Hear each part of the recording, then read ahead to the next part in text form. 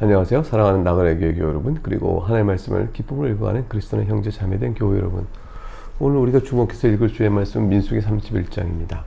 민수기 31장은 미디안과의 전쟁을 계시하라는 명령으로 시작하죠.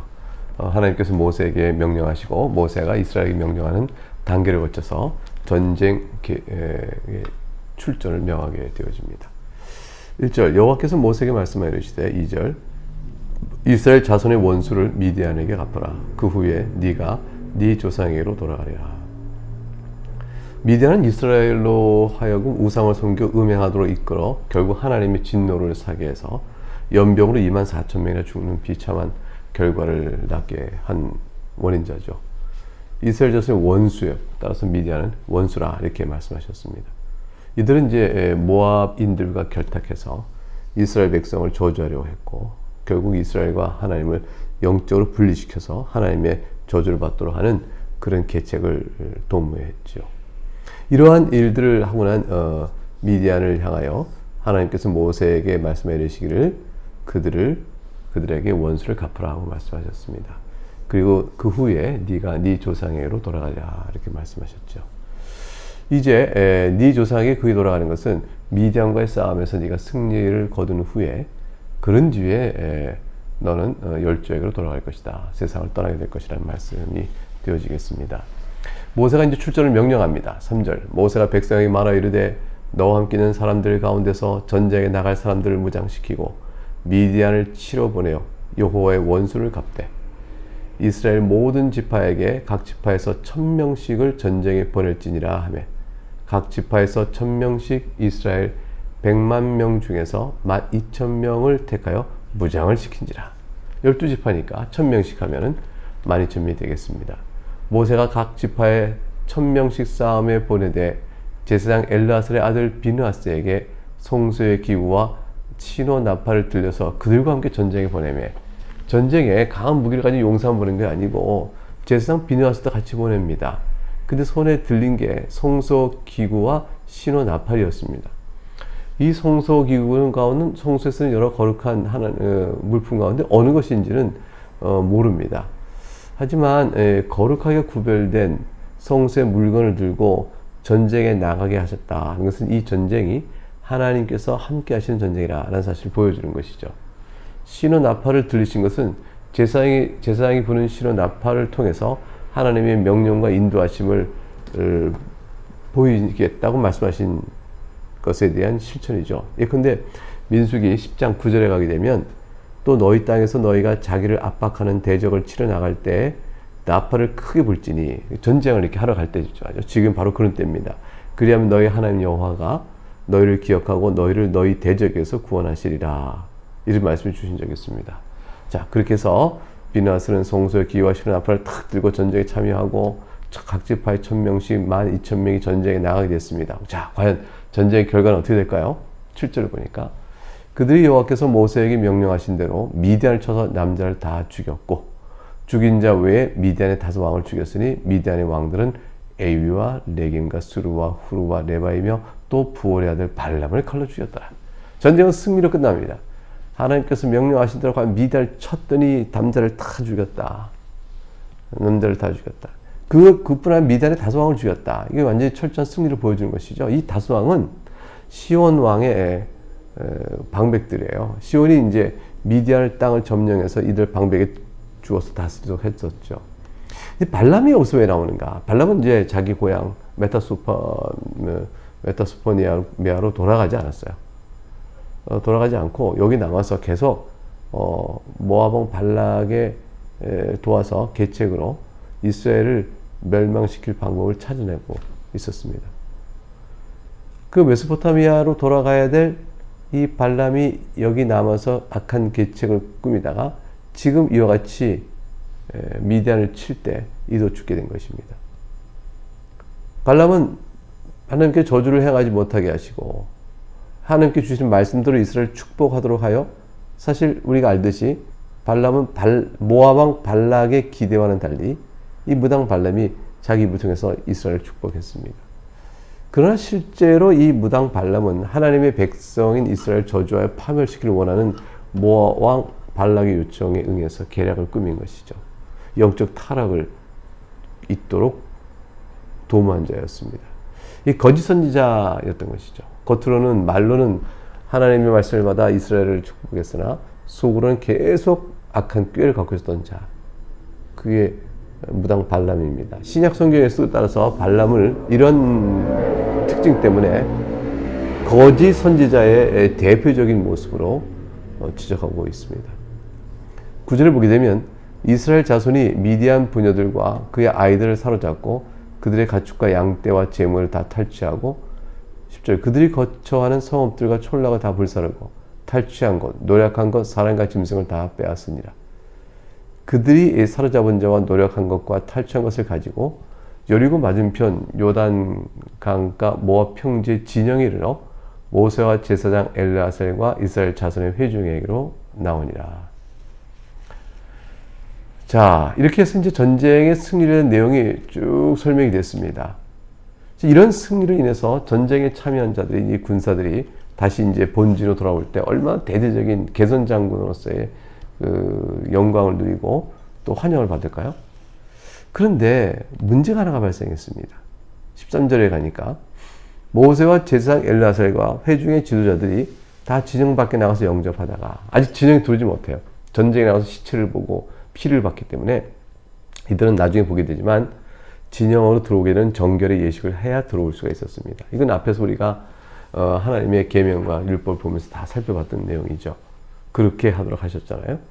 그래서 이제 모세와 제사 엘르아살과 회중의 지도자들이 진영 밖에서 이제 승리하고 들어오는 부대를 영접하게 됩니다. 14절 모세가 군대의 지휘관 그 싸움에서 돌아온 천부장과 백부장들에게 노하니라. 아니 이 교도원 자들이 왜 노했을까요? 15절 볼까요? 모세가 그들에게 이르되 너희가 여자들을 다 살려두었느냐.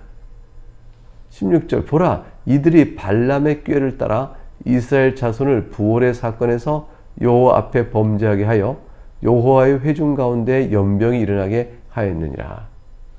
우상을 섬기는 자들인 미디안 그 여자들 가운데 상당수는 그들의 우상에게 제사를 드리면서도 문란한 성행위를 했던 자들이죠. 이들을 포로로 살려서 이스라엘 진영에 들어오게 하게 되면 이스라엘의 또 다른 실수와 실족과 죄악이 벌어질 위험성이 있었습니다. 따라서 이들은 이스라엘 진영에 들어와 거하게 할 자들이 결코 아니었던 거죠. 그 모세가 여자들 다 살려뒀느냐? 라고 말씀하신 거죠. 자, 그럼 어떤 해결책을 두어야 될까요? 17절 이렇게 말합니다. 그러므로 아이들 중에 남자는 다 죽이고 첫 번째 남자는 다 죽입니다. 그 다음에 남자와 동침하여 사내를 아는 자도 여자도 죽이라 그랬어요.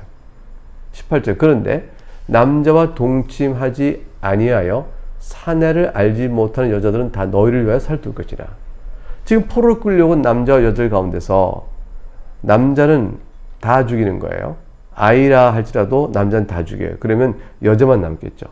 그 중에서 사내를 알지 못하는 여자는 너희를 위하여 살두고 그렇지 않은 자는 다 죽이라 했습니다. 다시 말하면 아직 남자와 동침하지 않은 여자들은 이스라엘 민족의 노예나 첩으로 삼도록 하였습니다. 이들에게는 이스라엘의 공동체에서 새로운 생명을 얻는 기회를 부여받게 된 것이죠. 그래서 이들 중에 하나님을 알고 또 이스라엘 가운데 가입되어진 사람들은 새로운 생명을 얻고 나중에는 이제 자신이 그 가운데 있어서 이스라엘 지파의 혈통을 이어가는 아주 중요한 그런 자신의 새 생명 얻은 자로 살아갈 기회가 있게 됐으므로 이건 굉장히 감사한 일이 되죠. 그렇지 않으면 다 죽을 자들인데 말이죠. 이제 19절 가게 됐습니다. 이스라엘 군대를 향하여 하나님께서 들어오기 전에 정결례를 명령한 내용이 나옵니다. 너희는 이래 동안 진영 밖에 주둔하라. 누구든지 살인자나 죽임을 당한 사체를 만진 자는 셋째 날과 일곱째 날에 몸을 깨끗하게 하고 너희의 포로도 깨끗하게 할 것이며 모든 의복과 가죽으로 만든 모든 것과 염소털로 만든 모든 것과 나무로 만든 모든 것을 다 깨끗하게 할지니라. 제사장 엘르아살이 싸움에 나갔던 군인들에게 이르되 이는 여호와께서 모세에게 명령하신 율법이니라. 금, 은동, 철과 주석과 납 등의 불에 견딜 만한 모든 물건은 불을 지나게 하라. 불을 지나게 하라. 그리하면 깨끗하리라. 불을 통과함으로 정결케 되는데 그래도 그런 다음에 다만 정결하게 하는 물로 그것을 깨끗하게 할 것이며 그랬어요. 불에 견디지 못할 모든 것들은 물을 진하게 할 것이니라. 그래서 이 정결 예식에 명하신 대로 이들을 그렇게 한 다음, 그리고 너희는 7째 날에 옷을 빨아서 깨끗하게 한 후에 그래 후에 진영에 들어오게 될 것이다 라고 명했습니다. 이것은 이제 우리 앞서 봤던 정결 예식법대로 다시 그대로 실행을 명령한 것이죠. 자, 그 다음에 25절부터 내용은요, 이제 전제 미디안을 정복하면서 얻은 전리품이 있지 않습니까? 이 전리품을 어떻게 분배할 것이냐, 이런 내용들이 이제 이어져 나옵니다. 25절, 여호와께서 모세에게 말씀하여 이르시되 너는 제사장 엘르아살과 회중의 수령들과 더불어 이 사로잡은 사람들과 짐승들을 기회수하고 그 얻은 물건을, 자, 전체적으로 획득한 물건을 놔둬서 그 얻은 물건을 반으로 쫙 나누어 절반은 전쟁에 나간 군인들, 절반은 회중. 그러면 회중 수는 엄청 많잖아요. 그러니까 회중은 승리를 누리는 기쁨을 어때? 조그만 전리품을 조금씩 갖게 되고, 나가서 목숨을 위협받고 싸웠던 12,000명의 지금 여기서는 지금의 싸움에서는 전리품의 절반을 그들의 목숨을 누려서 큰 전리품을 얻게 됩니다. 그러므로 그 다음에 전쟁에 나가는 군사들이 사기를 얻어 나갈 수 있게 되는 것이고요. 그리고 여호와께서 주신 이 승리의 기쁨을 온 회중도 빠짐없이 다 누릴 수 있게 되도록 한 것이죠.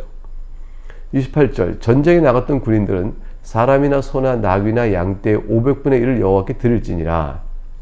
군인들은 절반을 받고 그 절반의 500분의 1을 하나님께 드렸습니다.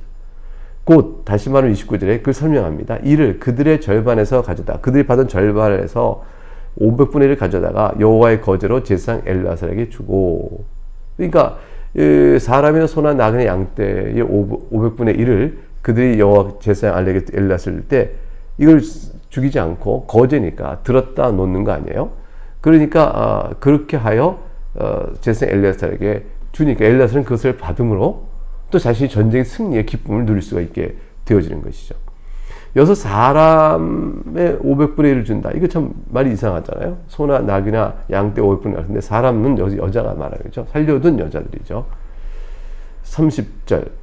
또 이스라엘 자손이 받은 절반에서는 사람이나 소나 나귀나 양떼나 각종 짐승의 50분의 1을 가져다가 여호와의 성을 맡은 레위인에게 주라. 그래서 회중은 절반을 받으면 그 중에 50분의 1을 떼다가 레위인에게 줍니다. 레위인은 훨씬 수가 많고 제사장 수가 적죠. 500분의 1은 제사장에게, 50분의 1은 레위인에게, 회중이 레위인에게, 전투에 나간 군인들은 제사장에게 이렇게 주도록 했습니다. 전리품은 어떤 것인가 내역을 한번 볼까요? 31절, 모세와 제사장 엘르아살이 여호와께서 모세에게 명령하신 대로 아니라 그 탈취물, 곧 군인들의 다른 탈취물 외에 양이 67만 5천 마리요. 군인들이 개인적 탈취한 물건이 있어요. 근데 그건 일단 놔두고 그 처분은 나중에 하기로 하고, 우선 양이 67만 5천 마리요. 소가 7만 2천 마리요. 낙이 6만 1천 마리요. 사람은 남자와 동침하지 아니어서 사내를 알지 못한 여자가 더 3만 2천 명이니 그 절반, 곧 전쟁에 나갔던 자들의 소유가 양이 33만 7,500마리라. 여호와께 곡물로 드린 양이 675요. 소가 3만 6천 마리라. 그 중에서 여호와께 곡물로 드린 것이 72마리요. 나귀가 3만 500마리라. 그 중에서 여호와께 곡물로 드린 것이 61마리요. 사람이 16,000명이라. 그래서 그 중에서 여호와께 곡물로 드린 자가 32명이니. 지금 여기서 말한 내용 계산하면 딱 맞죠? 전체가 32절에 양이 67만 5천 마리고 소가 7만 2천, 나이가 6만 천여, 남자와 동침하지 않아 산을 알지 못하는 자가 더 3만 2천 명인데 이 중에 절반을 각각 군인들이 받았어요. 그것에 대한 500분의 1을 여호와께 드린 곡물이 쭉 계산되어 나온 것입니다. 41절에 여호와께서 거제의 곡물로 드린 것을 모세가 제사장 엘르아살에게 주었으니 여호와께서 모세에게 명령하신 것과 같았더라. 모세가 전쟁에 나갔던 자에서 나누어 이스라엘 자손에게 준 절반. 자, 이스라엘 자손 회중에 준 절반. 곧 43절. 곧 회중이 받은 절반은 양이 33만 7,500마리요. 소가 3만 6천 마리요. 나귀가 3만 500마리요. 사람이 1만 6천 명이라. 이것이 아까 군인들이 받았던 절반과 같을 수밖에 없습니다. 그런데 그 중에서 이스라엘 자손이 그 절반에서 모세가 사람이나 짐승의 50분의 1을 취하여 여호와의 장막을 맡은 레위인에게 주라 했으니 그렇게 주었습니다. 여호와께서 모세에게 명령하신 대로 그대로 행했습니다. 그 레위인이 받은 양들이 얼마 돼요? 50분이 되니까 아까 우리 제사장에 줬던 그건 5분이니까 그 10배씩만 더 더해서 보면 바로 이해할 수 있습니다. 이렇게 한 후에 군대 지휘관들이 승전 감사 예물을 봉헌합니다. 이것이 뭐냐면 아까 우리가 읽었던 중에서 이제 32절에 그 탈취물, 곧 군인들이 다른 탈취물 외에 양이 60만 이렇게 나갔잖아요. 근데 군인들이 탈취한 물건은 양, 소, 나귀, 사람 말고 또 있었어요. 이 그것들과 관련해서 지금 언급이 나옵니다. 48절에 군대 지휘관들 곧 천부장과 백부장들이 모세에게 나와서 모세에게 말하되 당신의 종들이 이끈 군인을 계수한즉 우리 중 한 사람도 축나지 아니하였기로. 완전 승리에 한 명도 전투에서 죽질 않았습니다. 이건 자기들도 아는 거죠. 이건 사람이 싸운 전투가 아니라 하나님이 보호하셔서 우리를 지켜준 전투다라는 사실을 너무 잘 알게 된 거죠. 이거 모세가 그래서 당신의 종들이 이끈, 당신의 종이라고 고백해요. 여호와 하나님의 종이며 동시에 여호와 하나님께서 자신의 뜻을 실행하기 위하여 세운 종을 통하여 일을 하시니까 그 여호와께 세우신 종 모세를 향해서 또 아론을 향해서도 우리가 당신의 종이요 이렇게 지금 말하고 있는 거죠. 이제 그래서 50절에 우리의 각 사람이 이제 여기서 이제 아론은 이제 이미 하나님 나라에 갔기 때문에 물론 아론은 여기 없습니다. 그러니까 모세가 말해 당신의 종들이 그래서 하나님의 종이요 하나님이 세우신 그곳에 당신의 종인 우리들이 이렇게 얘기한 것이죠. 50절에 가면 우리 각 사람이 받은 바 금, 폐물, 곧 발목걸이, 손목걸이, 인장바지, 귀걸이, 목걸이들을 이게 이제 그들이 개인적으로 탈취한 물건이에요. 미디안 사람들 치면서 여호와께 헌금으로 우리의 생명을 위하여 여호와 앞에 속죄하려고 가져왔나이다. 이들은 이제 자신들의 생명을 이렇게 지켜주신 하나님께 앞에 이것은 우리가 지킨 생명이 아니요 하나님께 우리에게 생명을 주신 것이므로 이 죽을 생명을 살려주신 하나님, 죽을 쓴 생명, 우리의 생명을 구하여 준 것에 대한 감사의 뜻으로 생명의 속전을 드렸습니다. 그런데 이 생명 속전은 전부 다 자신들의 탈취한 물건들이죠. 그 모든 걸 다 여호와 앞에 가져왔습니다. 51절 보니까 모세와 제사장 엘르아살이 그들에게서 그 금으로 만든 모든 폐물을 취한즉 천부장과 백부장들이 여호와께 드린 거제의 금의 도합이 16,750세겔이니 군인들이 각기 자기를 위하여 탈취한 것이니라. 이들은 자신을 위하여 탈취했던 모든 금 폐물을 이제 하나님께 이렇게 드린 것입니다. 그리고 그것을 통해서 온전한 헌신과 감사의 마음을 표하게 된 것입니다. 54절 모세와 제사장 엘르아살이 천부장과 백부장들에서 금을 취하여 회막에 드려 여호와 앞에서 이스라엘 자손의 기념을 삼았더라 됐습니다. 자, 이렇게 보게 되면서 우리도 마찬가지다. 하나님께 감사 생활을 해야 된다라는 생각을 하지 않을 수가 없습니다. 광야 생활과 같은 어려운 인생 시절을 우리가 굽이굽이 통하면서 살아가고 있을 때 항상 우리를 붙잡고 보호하시고 인도하여 주시는 하나님의 은혜, 이것을 성도는 결코 잊어서는 안 됩니다. 그 은혜를 늘 감사하면서 살아가는 삶이 되고 그것이 바로 그걸 통해 하나님께 영광을 돌리는 성도가 되어야 하는 것이죠. 네, 오늘은 여기까지 해서 마치겠습니다. 내일 다시 이어서 살펴보겠습니다. 감사합니다.